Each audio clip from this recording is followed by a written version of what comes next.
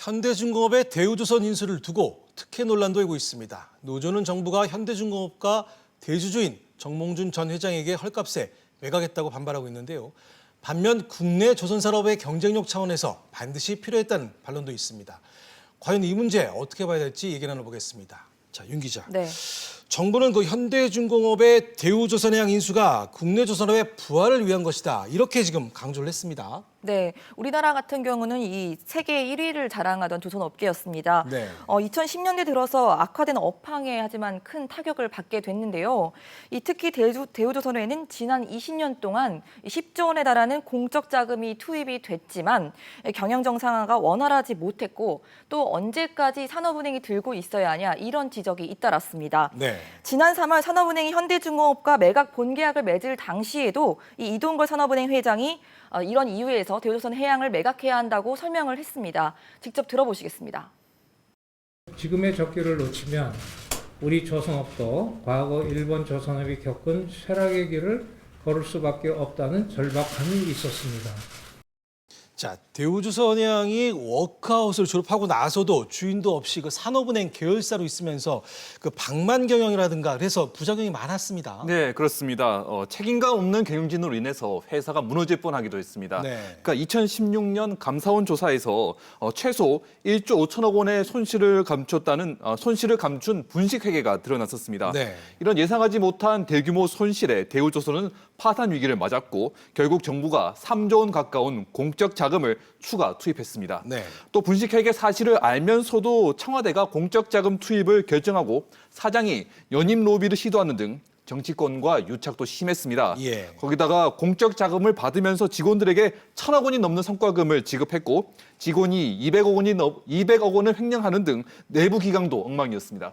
그랬군요. 자, 그래서 그 현대중공업이 그 대우조선해양을 인수함으로 해서 얻는 기대 효과 어떻게 평가해야 될까요? 네, 두 회사가 합병하면 LNG 선박에서 수익이 크게 증가한다는 전망이 있습니다. 네. 시장 조사업체 베셀즈 밸류는 현대중공업이 대우조선을 인수하면서 세계 최고의 LNG 선박업체 위치는 더 확고해진다고 평가했습니다. 예. 이 덕분에 협상력이 강해지는 현대중공업이 LNG 선박 수주 금액을 올리면서 지난 5년 동안 발생한 손실을 줄일 수 있을 것이라고 전망했습니다. 네. 증권업계도 새로운 합병 회사가 규모의 경제로 경쟁에서 유리해지고 조선 업황이 살아나면 더 많은 프리미엄을 누릴 수 있을 것이라고 기대했습니다. 알겠습니다. 자, 그런데 산업은행이 그 대우조선을 매각하지 못했을 경우 파장을 고려하면 차라리 특혜 논란에도 불구하고 현대중공업에 매각하는 것이 적절했다 이런 평가도 나오고 있습니다. 네, 그렇습니다. 앞서 말씀드린 것처럼 이 조선업계가 결국에는 다시 불황이 닥쳤을 때 예. 어떻게 해야 되냐 이런 점을 이동걸 산업은행 회장이 우려를 했는데요. 예. 회생 가능성이 불투명한 대우조선이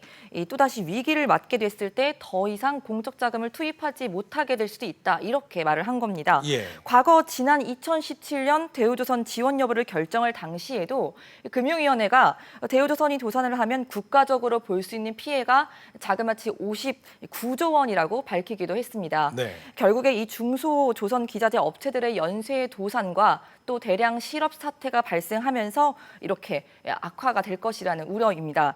이런 사태를 막기 위해서라도 대우조선 매각이 필요하다는 지적이 나왔습니다.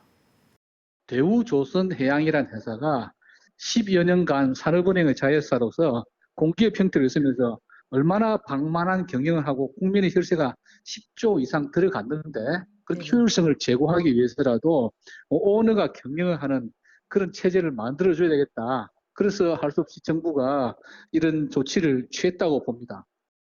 자, 그러니까 대우조선해양의 경영 정상화를 도모하는 동시에 조선업황을 살리기 위해서도 현대중공업의 대우조선 인수가 필요했었다는 얘기인데요.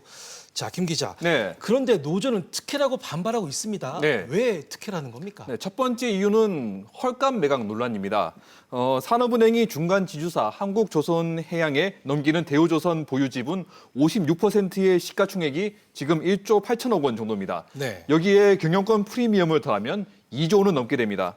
그 앞에서 설명드렸지만 산업은행은 현대중공업의 현금을 받는 대신 신설되는 한국조선해양 주식과 교환의 2대 주주가 되기로 했습니다. 네. 현대중공업 측은 인수 후에 유상증자로 1조 5천억 원을 마련하겠다고 밝혔는데요. 네. 유상증자를 하면 주식 지분 가치는 하락하지만 이 자금의 용도가 계열사가 된 대우조선의 부채 상환입니다. 그러니까 재무 구조에서는 현대중공업 측이 그다지 큰 손해가 없는 셈입니다. 네.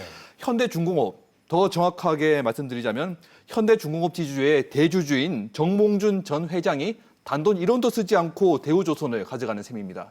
그렇군요. 그리고 가격도 가격이지만 그 인수대상자로 현대중공업을 꼭 집어서 지목한 방식도 그런 문제라는 그런 지적이 나오고 있습니다. 네, 그렇습니다. 그렇게 현대중공업을 꼭 집어서 내정자를 한 게 그동안 산업은행이 매각하는 방식과는 굉장히 달랐습니다. 네. 그동안 산업은행의 기업 매각 방식은 가장 높은 가격을 제시하는 기업을 우선하는 공개 입찰이었습니다. 네. 최근 아시아나항공 매각도 공개 입찰을 준비 중이고 대우건설, 금호타이어 등도 공개 입찰을 했었습니다. 네. 그런데 대우조선은 미리 인수자를 정하는 스토킹 호스 방식으로 진행됐습니다. 예. 산업은행 입장에서는 조선업 개편이 시급해 매각 불확실성을 줄이기 위해서였다고 하지만 현대중공업을 인수자로 결정한 이유 등도 알려주지 않고 있습니다. 알겠습니다. 자, 여기에다 노조는 또 현대중공업 분할이 정몽준 전 회장의 아들 정기선 씨에게 경영권을 물려주기 위한 것이다라는 이런 의혹을 또 제기하고 있습니다. 네, 정기선 현대중공업 지주 부사장이 이끄는 업체가 이 선박 유지 보수 업체 현대글로벌 서비스인데요. 네. 현대중공업 지주가 지분 100%를 가지고 있는 상태입니다. 현재 국회에 상정된 공정거래법 개정안이 통과가 되면 이 일감 몰아주기 규제에 걸리는 상황이었습니다. 네. 하지만 이 현대중공업의 물적 분할로 현대중공업 지주가 보유 중인 현대글로벌 서비스의 지분을 한국조선해양에 향후라도 매각을 하게 되면 이 자회사가 아닌 손자회사가 되면서 규제 대상에 벗어날 수 있게 됩니다. 따라서 이 현대중공업과 대우조선 등도 이 나중에 배당을 하게 되면은 오너일거가 직접 이 경영권 승계 자금을 확보할 수 있게 유리하는 구조가 되면서 특혜 의혹이 일고 있는 겁니다. 지금 결국은 그냥 3세 승계가 조선산업 구조조정을 이야기할 빌미로 지금 쉽게 이루어지는 이런 구조입니다. 자기들은 돈 하나 안 들이고 그냥 대우조선이라는 구조적인 조정이 잘 된 회사 하나를 갖다 인수하고 공정위의 그 일감 몰아주기의 대상이 되는 이 회사도 지주회사로 패밀되면서 그것도 빠져나갈 수 있고.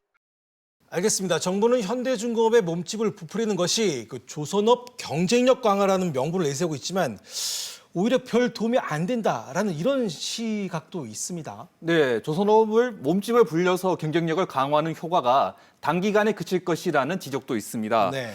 산업은행은 이번 합병으로 국내 업체 간 저가 수주 출혈 경쟁이 사라질 것이라고 했는데요. 네. 조선업 전문가들은 저가 수주 경쟁의 원인은 인건비가 낮은 중국 등 해외 업체들과의 경쟁 때문이라고 보고 있습니다. 네. 지금 중국 업체들의 조선업 기술이 굉장히 빠르게 발전하고 있기 때문에 곧 LNG 선박 수주에서도 저가 수주 경쟁이 벌어질 가능성이 굉장히 높습니다. 네. 그래서 조선업을 살리기 위해서는 정부가 친환경 선박 같은 차세대 선박 기술 개발을 지원하는데 더 주력해야 한다는 지적도 있습니다. 2050년에는 50%까지 감축을 해야 되는 그 이행 로드맵이 나와 있어요. 이러한 역량 강화는 경쟁 업체와의 격차를 더 벌릴 수 있는 그런 수단이 될 수 있기 때문에 알겠습니다. 이런 지적을 뒷받침한 것이 바로 일본의 사례인데 실제로 일본 조선업이 쇠락한 원인이 그 합병 후에 이런 기술 개발을 소홀히 한 점도 한 원인으로 꼽히고 있습니다. 네, 그렇습니다. 1980년대 오일 쇼크 때 일본도 선박 수주가 줄고 한국 업체와 저가 수주 경쟁이 치열해지자 일본 정부가 조선사들을 합병해 선박 공급을 줄였습니다. 네. 그리고 가격 경쟁력을 높인다는 이유로 원가를 절감할 수 있는 선박 설계 표준을 만들었는데요. 이 때문에 일본 조선사는 새로운 기술을 연구하고 개발할 필요가 없어졌습니다. 그래서 결국 국내 조선사의 기술이 뒤처지기 시작하면서 세계 1위였던 일본 조선이 3위까지 추락해버렸습니다. 네. 이런 기술 격차로 인해 현재 일본 조선 업체들은 LNG 수주는 우리나라 업체의 10분의 1 정도밖에 하지 못하고 중국 업체들에게 대형 유조선 수주까지 뺏기고 있습니다. 네. 지난 3월에 일본 2위 조선 업체 재팬 마린 유나이티드의 시바 코타로 사장이 조선업에 밝은 화제가 없다며 한탄할 정도로 어려움이 계속되고 있습니다.